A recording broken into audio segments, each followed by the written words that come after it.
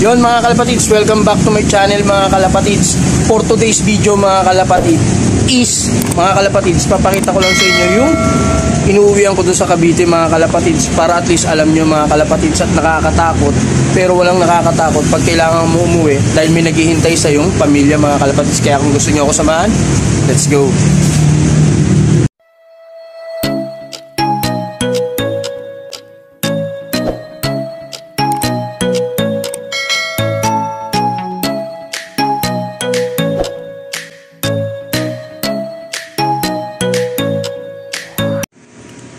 So yun mga kalapatids, bali yung intro ko nga, kung mapapansin nyo mga kalapatids, ipapakita ko lang muna sa inyo ngayong vlog is yung biyahe ko pa uwi.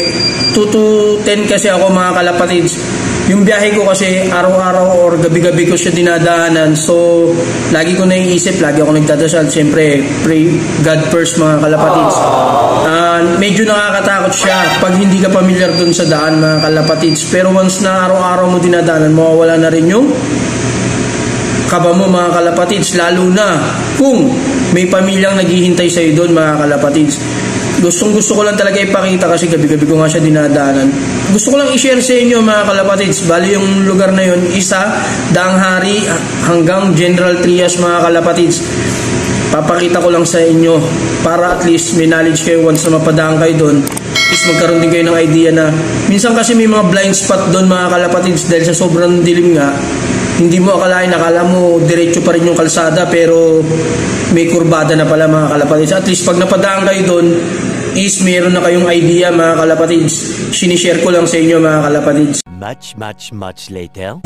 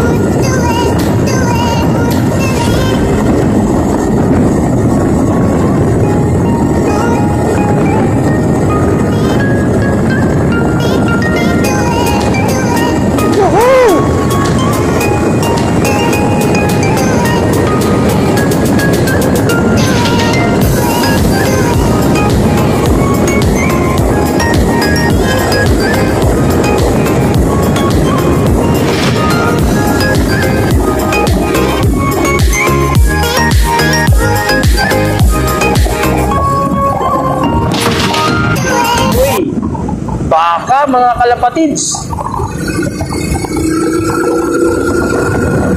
Nakaharang ang mga baka sa daanan.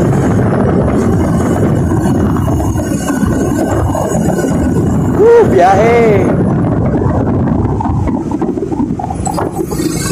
Santahan muna kayo mga kalapatids. Maglalakbay ako patungo sa kawalan. Gusto na yung mag-ina ko mga kalapatids. Walang makakatingin sa pag-uwi mga kalapatids. Rain or shine, kahit bumabagyo pa yan mga kalapatids, uwi pa rin tayo dahil nandyan ang mga mahal natin sa buhay, ang pamilya ko.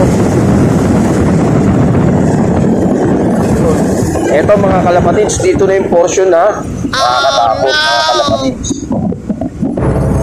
Yan. Ilaw na lang ng motor natin na nakikita ko ngayon mga kalapatids. Dilim na talaga lahat. Pero may portion na maliwanag, kaya dahan-dahan lang tayo dito mga kalapatids. Oops, iwas lang ako sa kuliglig mga kalapatids. Yan. Swerte tayo pag may mga nakakasalubong tayong sasakyan, nalihilawan tayo. Pero minsan, nakakasama din dahil nasisilaw tayo. Yan mga kalapatids. Dun dun dun. Just believe in God, pray always, and you will be safe. Yun ang motto ko, tuwing bumubiyahe mga kalapatids. Tsaka syempre, ingat, safety.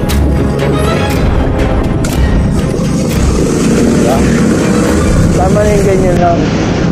Takbong pogi lang mga kalapatids. Oh.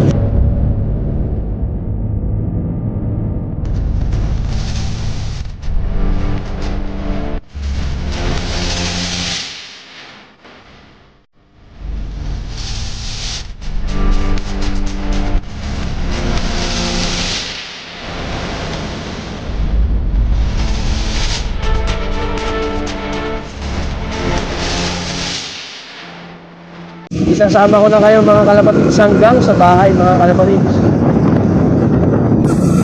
Araw-araw ganito ang routine natin mga kalapatids.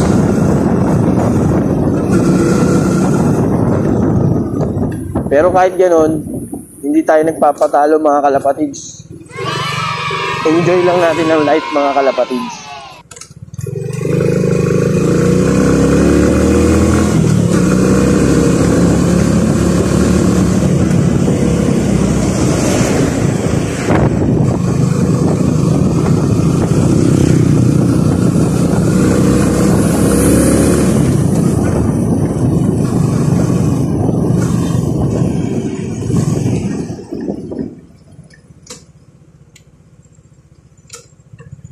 Left, right.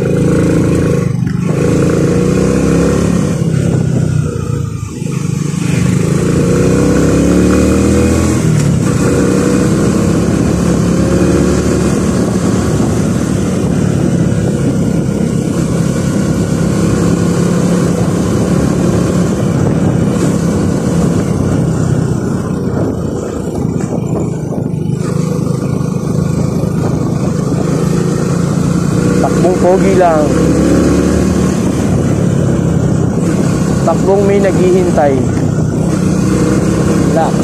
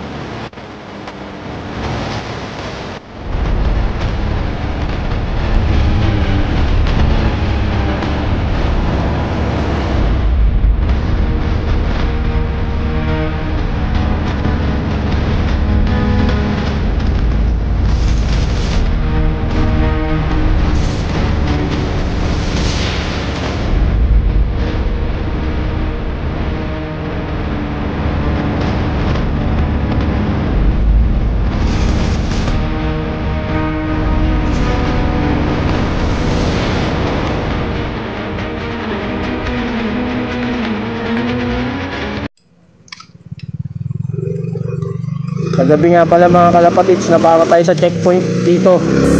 Kaso hindi naman ako wala akong camera noon mga kalapatids. Nasa bulsa ko yung cellphone. Ngayon tingnan natin, check natin mga kalapatids kung may checkpoint at kung paparahin ulit tayo. Salute sa mga pulis na frontliner mga kalapatids. Tama yun, curfew, dapat naninita talaga sila para maiwasan yung mga masasamang loob. Dito part mga kalapatids, maliwanag na dito hanggang papasok na to sa subdivision namin.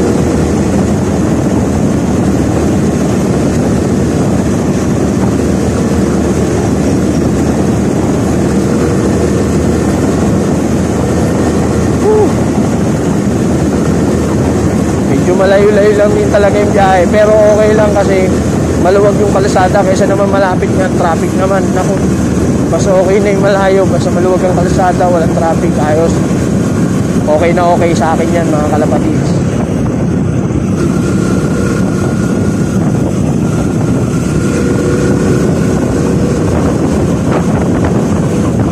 At may mukhang naghahakot din, lilipat yata dito.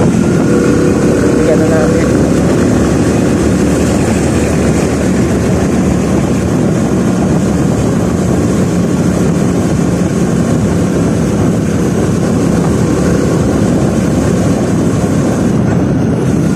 Aso.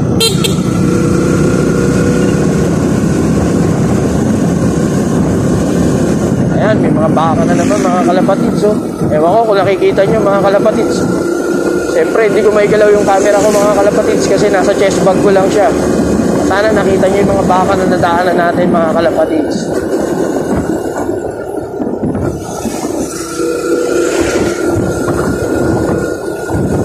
Enjoy life lang. Easy come, easy go. I wanna get up. May palabas. Beep, beep. Hindi na ako bumusina mga kalapatid. Sayang yung baterya ng motor. Bunganga ako na lang.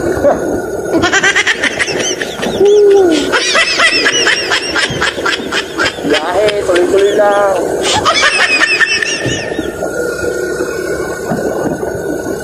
Hindi ko lang sure mga kalapatids kung makakapag-toast tayo bukas. Kasi hindi na tuloy yung lakad ko dahil tinanghali tayo ng gising. So bukas yung project ko mga kalapatids. Baka sa susunod na araw na lang yung toast natin at isasama ko yung kalapati ni kuya mga kalapatids, yung kapitbahay natin dun. Pigeon lover lang siya pero hindi siya kumakarera mga kalapatids. Kaya hinihikayat natin siya sumali na makipag pigeon racing mga kalapatids. Para hindi naman sayang yung patuka niya, yung effort niya. Pero hindi pa rin naman sayang yung effort niya kasi kapag passion mo talaga yung pagkakalapate, okay na okay yun mga kalapatids. Ox na ox yun. Yun, malapit na ako sa subdivision namin mga kalapatids. Kakaliwa na tayo dyan. Walang checkpoint.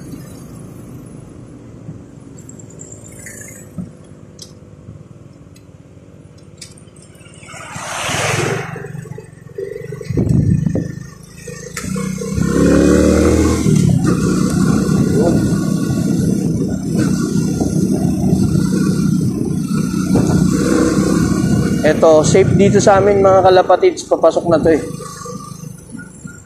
Kailangan lang, familiar ka talaga. Medyo nakakalito yung daan pag hindi ka taga rito mga kalapatids. Medyo nakakatakot din yung mga puno dahil naglalakihan. Pero okay lang yan. Basta nananampalataya kayo kay Jesus. Okay na okay yan. Hindi tayo pababayaan ni Jesus.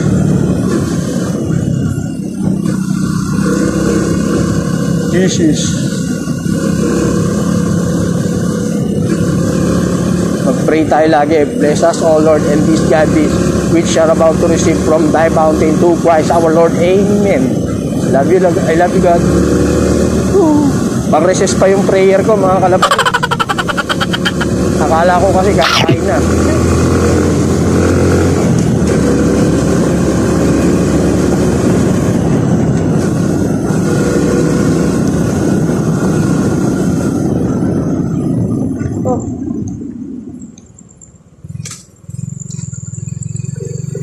Layo, no?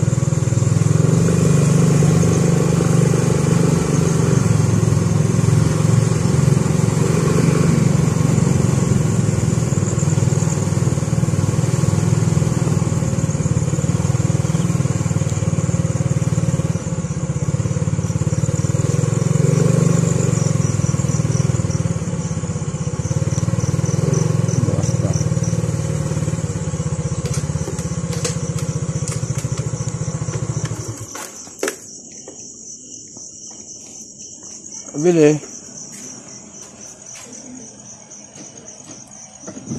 Ayan, plastic toy.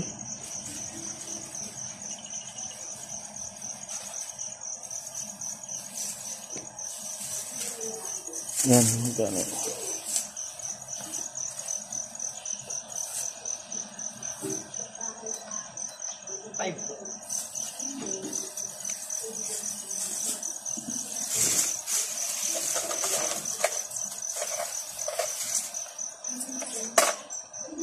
Salamat.